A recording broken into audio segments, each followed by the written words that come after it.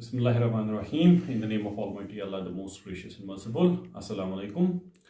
Peace be on all of you. And so today I will be starting the topic, the Soviet communist theory or the Soviet media theory, which is the fourth theory among the normative theories of the press. So, as the name suggests, what it is also known as the communist media theory. So, before starting this theory, I will give you a brief, a little introduction about what communism is and what capitalism is.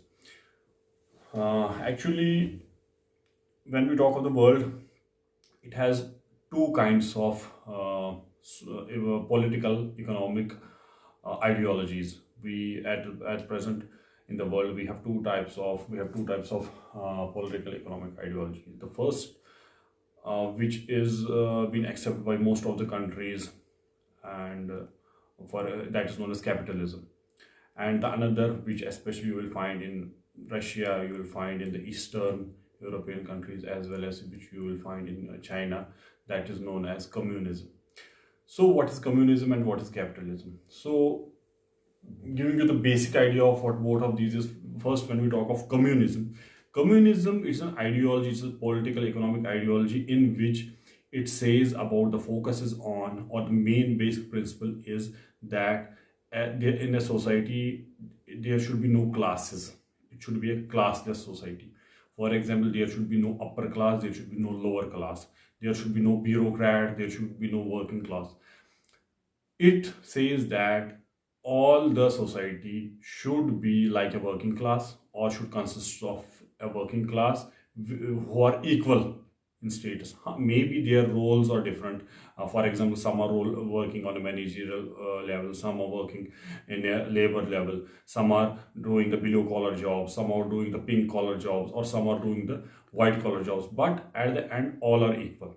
There is no what we call as the big business houses. There are no big business houses as per this communism. Also, there are no big private individuals who own the resources of the country, who own the companies, the factories, or the infrastructure of the company as per this communism. This communism also says that the government should be headed by a strong supreme leader under which all the people should work and in equality.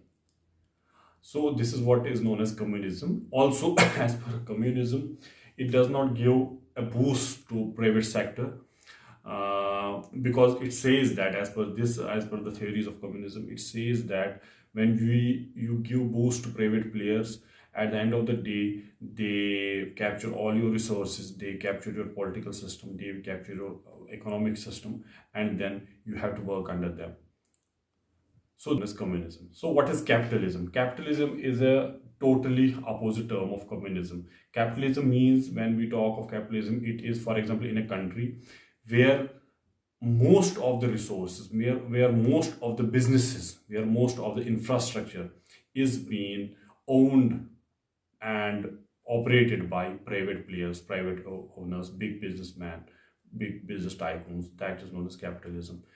And it's my opinion that I think communism is a bit better than capitalism, because at the end of the day, for example, when we talk of capitalism, if you see, also I want to add here that when you talk when you study any subject, you should do your research yourself. For example, when I told you what communism is, what capitalism is, you should first go and see and think on your own terms, that is it right or is it wrong, which is the which ideology is better and which ideology is not that better, or which ideology is totally wrong. You should do your own research also.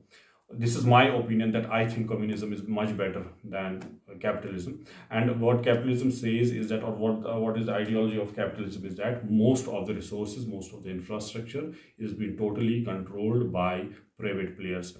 And obviously, at the end of the day, when the private players control most of your economic system, obviously they will be having a strong hand when it comes to your politics, when it comes to the politics of a country. So obviously they have an upper hand in changing the future of the politics also, because they own your resources, they own the infrastructure, as well as they own all the factories, all the businesses. So, for example, when we talk of giving an example of capitalist country, for example, when we talk of America, it's been totally uh, occupied by big business barons. And for example, when we talk of the communist countries, it is under the authority of a supreme leader. For example, when we talk of Russia, their leader Putin, he's a very strong person.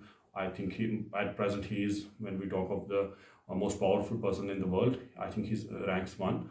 So as per communism, I think it's a better political or economic system. So when we talk about communist media theory, what is the basic main point of the communist media theory? This theory says that all the media, all the all the communication channels should be under the government, which is directly headed by a supreme leader. So it is its first important point. Another important point is that it does not allow any kind of private ownership to the media or to the communication channels. All the media should be under the control of the government, which is directly actually under the control of a single supreme leader. This theory also says that the state or the supreme leader has absolute power, absolute control over the media. Also, as per this theory, another point of this theory is that the media has a very important role to play in the society as far as development of the working class is concerned, as far as development of the infrastructure of the country is concerned, as well as the media should help and support the supreme leader, the government of the country, in bringing up positive news stories, in bringing up positive developmental stories, in bringing up healthy entertainment, healthy infotainment, in bringing up healthy information, as well as giving a positive impetus to the culture, to the identity, to the language of that country. Also, another point of this, as per this theory, is that this theory, also as per the libertarian theory, this theory also takes the audiences, takes the masses as active, and this theory encourages positive feedback or any kind of feedback from the masses towards the media. For example, if the media is showing something right, or if the media is showing something negative which is against the society or against the moral values, the masses have a right to give their feedback. So the main idea of this, or the main focus of this theory, all lies on that the media in a particular country, as per this theory, in a particular region, in a particular state, should support the leadership of that country, should and also another important point is that the media, all of the media, all of the communication channels should be owned and operated by the government, by the supreme leader of that country. So this I told you. So this was my today's topic on the Soviet media or the communist media theory. So this theory all started after the 1917 restructuring of the USSR, and then when Lenin formed the new political party known as the Communist Party, and as per their ideology, how they started their political system, and this was their ideology to use media for the benefit of the working class. For example, when we talk of India, for example, we have the Ministry of Information Broadcasting here. We have different departments under this ministry here. So, for example, it's my just for your making you understand. For example, if Soviet media or communist media theory would have been applicable to India, as per this theory, only the Ministry of I&B was the agency who could control and who could operate the media. No other private ownership. For example, we in India, we have the NDTV, we have different hundreds of papers, hundreds of local papers, hundreds of national or regional papers. So as per this theory, there could not have been any private ownership of the media, be it print, be it broadcast, be it electronic, or be it new. Even also here I will add this, even the social media as per this theory should have to be controlled by the government. The citizens could use it, the netizens could use the social media, but they should allow for the positive thoughts and for the support of the supreme leader, for the support of the government. So this was my today's topic on Soviet media theory. So all the four theories have been completed. So inshallah, next time I will be starting with some other topic, especially the topics related to the NET JRF exams. Assalamu alaikum.